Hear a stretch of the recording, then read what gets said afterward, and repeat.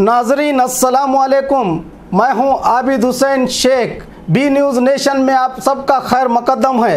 तमाम B News nation के देखने वालों को बी न्यूज़ नेशन की तरफ से ईद उल अज़हा की मुबारकबादी। लाखों फर्जंदाने तौहीद ने ईद उल अज़हा की नमाज अदा की।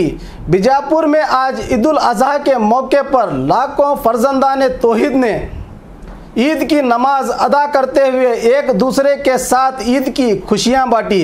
बीजापुर के शाही ईदगाह में एक बड़े मजमुए से खिताब करते हुए मौलाना सैयद मोहम्मद तनवीर पीरा हाशमी ने मुल्क के मौजूदा हालात पर बात करते हुए कहा कि इस मुल्क में इंसानों की जान जानवरों से भी गैर गुजरी हो चुकी है।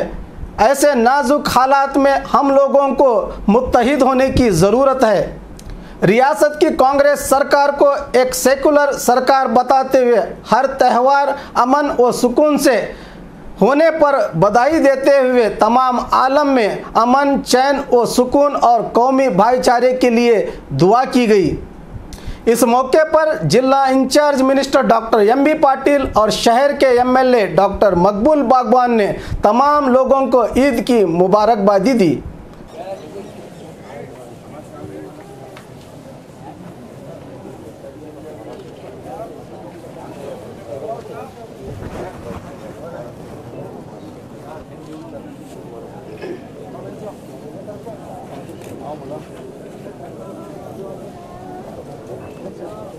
ರಾಷ್ಟ್ರಾದ್ಯಂತ ಜಗತ್ತಿನಾದ್ಯಂತ